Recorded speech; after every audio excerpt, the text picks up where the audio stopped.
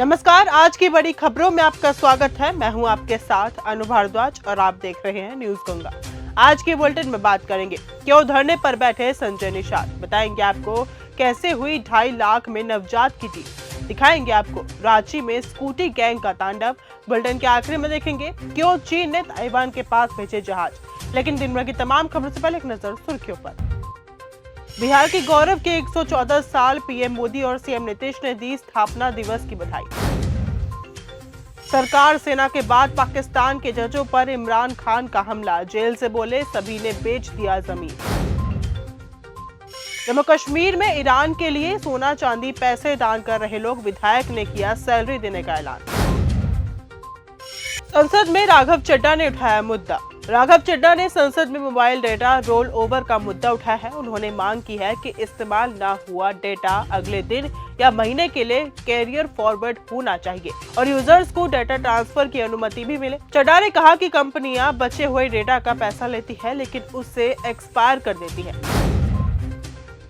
प्रयागराज में धरने पर बैठे मंत्री संजय निषाद। कैबिनेट मंत्री डॉक्टर संजय निषाद सोमवार को श्रृंगवेरपुर धाम में अपनी मांगों को लेकर धरने पर बैठ गए। उन्होंने कहा कि श्रृंगवेरपुर धाम ऐतिहासिक एवं धार्मिक महत्व का स्थल है। यहाँ निषाद राज गुहा का प्राचीन किला और धाम स्थित है। उन्होंने प्रदेश सरकार एवं प्रशासन से मांग की कि अवैध कब्जों को तत्काल हटाकर क्षेत्र को संरक्षित किया जाए। भूकंप के झटके से हिला सिक्किम में भूकंप के झटके महसूस किए गए। एनसीएस के अनुसार इस भूकंप की तीव्रता 4.1 मैग्नीट्यूड दर्ज की गई। यह भूकंप कम तीव्रता का था, इसलिए किसी तरह का जान माल के नुकसान की खबर नहीं आई। जानकारों के अनुसार इस तरह के हल्के भूकंप पहाड़ी क्षेत्रों में आम होते हैं और आमतौर पर ज्यादा नुकसान नहीं पहुंचाते।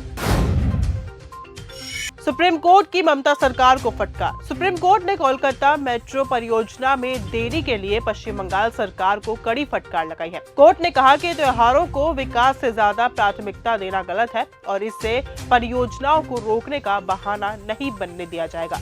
जस्टिस जॉय माल्या बागची ने राज्य के हठधर्मी रवैये की निंदा की है। 2.5 लाख में नवजात की डील। उत्तर प्रदेश के ग्रेटर नोएडा वेस्ट में 10 दिन की नवजात बच्ची को 2,60,000 रुपए में बेचने की साजिश का पुलिस ने भंडाफोड़ किया है। इस मामले में एक निजी अस्पताल की नर्स सहित 3 लोगों को हिरासत में लिया गया। पुलिस अस्पताल की मालकिन की भूमिका की भी जांच कर रही है। ये मामला तब सामने आया जब ग्रेटर नोएडा की एक सोसाइटी में रहने वाले दंपति ने बच्चा गोद लेने की इच्छा से सोशल मीडिया पर जानकारी जुटानी शुरू की थी। 70 साल के बुजुर्ग का बाइक पर खतरनाक स्टंट। राजस्थान के जोधपुर जिले के फलौदी क्षेत्र के खींचन गांव से एक चौंकाने वाला वीडियो सामने आया जो सोशल मीडिया पर काफी वायरल हो रहा है। वीडियो में 70 वर्षीय बुजुर्ग तेज रफ्तार बाइक पर संतुलन बनाते हुए खतरनाक स्टंट करते हुए दिखाई दे रहा है। वीडियो को देखकर कोई बुजुर्ग की जिंदादिली की तारीफ कर रहा है तो कोई इसे ट्रैफिक नियमों का उल्लंघन बताकर कार्रवाई की मांग कर रहा है। तेलंगाना कोर्ट को बम से उड़ाने की धमकी। तेलंगाना के मुलुगु जिला न्यायालय को सोमवार को ईमेल के जरिए बम रखे होने की धमकी मिली, जिससे पूरे न्यायालय परिसर में अफरा तफरी मच गई। तत्काल पुलिस को सूचना दी गई।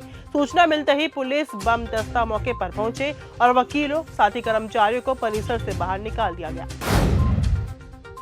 पाकिस्तान के लिए जासूसी के बड़े नेटवर्क का पर्दाफाश। राजस्थान की इंटेलिजेंस टीम ने असम के वायुसेना अड्डे में तैनात एक कर्मचारी को जासूसी के आरोप में गिरफ्तार किया है। आरोपी की पहचान उत्तर प्रदेश के प्रयागराज स्थित लाहौर पार निवासी 36 वर्षीय सुमित कुमार के रूप में हुई है। इससे पहले पुलिस ने जासूसी के आरोप में जैसलमेर के रहने वाले झबरा राम को गिरफ्तार किया था।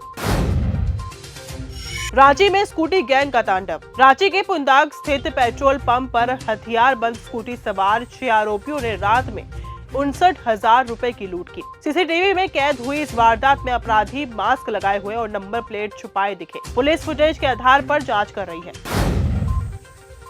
मणिपुर में बेकाबू भीड़ का तांडव। मणिपुर के चुराचांदपुर शहर में रविवार को भारी तनाव के बीच कुकी जो काउंसिल के अध्यक्ष एच थांगलेट के घर में भीड़ ने घुसने की कोशिश की। बताया जा रहा है कि इस दौरान भीड़ को रोकने के लिए हवाई फायरिंग करनी पड़ी। इसके बाद भीड़ वहां से तितर बितर हो गई।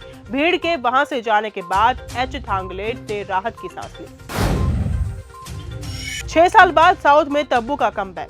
बॉलीवुड एक्ट्रेस तब्बू इन दिनों अजय देवगन के साथ अपनी अपकमिंग फिल्म दृश्यम 3 को लेकर चर्चा में है। इसी बीच अब एक्ट्रेस साउथ में कमबैक की तैयारी कर रही है। तब्बू की एंट्री उस फिल्म में हुई है जिसका हीरो शाहरुख खान की फिल्म में विलन बना था। वो एक्टर कोई और नहीं बल्कि विजय सेतुपति है।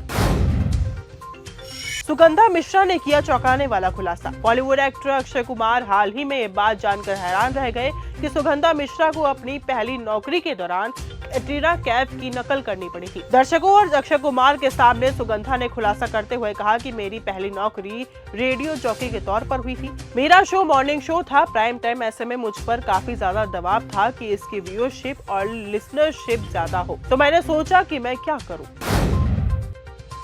हॉर्मुज स्ट्रेट पर बड़ा तनाव। पश्चिम एशिया में बढ़ते तनाव के बीच ईरान पर आरोप है कि वो हॉर्मुज स्ट्रेट से गुजरने वाले व्यापारिक जहाजों से भारी रकम वसूल रहा है, लेकिन मौजूदा हालात के कारण अब ये ज्यादा जोखिम वाला जोन बन चुका है। रिपोर्ट्स के मुताबिक कुछ जहाजों से सुरक्षित गुजरने के लिए करीब $20 लाख यानी कि करीब 18 करोड़ रुपए तक की फीस मांगी जा रही है। चीन ने ताइवान के पास भेजे जहाज। मिनिस्ट्री ऑफ नेशनल डिफेंस ने रविवार को 6 बजे ताइवान के क्षेत्रीय पानी के आसपास 6 चीनी नौसैनिक जहाजों और एक आधिकारिक जहाज की मौजूदगी का पता लगाया। ताइवान की सेना ने स्थिति की निगरानी की और आवश्यक जवाबी कार्रवाई की। कमाई के रास्ते खोज रहे शहबाज शरीफ। पाकिस्तानी प्रधानमंत्री शहबाज शरीफ ने लग्जरी गाड़ियों के हाई ऑक्टेन फ्यूल पर लगने वाली लेवी को 100 रुपए से बढ़ाकर 300 रुपए प्रति लीटर करने की मंजूरी दी है। ये कदम अमीर तबके से ज्यादा राजस्व जुटाने और राष्ट्रीय संसाधनों पर बोझ कम करने के लिए है। इससे मिले अतिरिक्त आय का इस्तेमाल जनता को राहत देने में किया जाएगा। तो फिलहाल आज के इस बुलेटिन में सिर्फ इतना ही। देश और दुनिया की तमाम खबरों के साथ ऐसे जुड़े रहने के लिए देखते रहिए न्यूज़ गंगा। नमस्कार।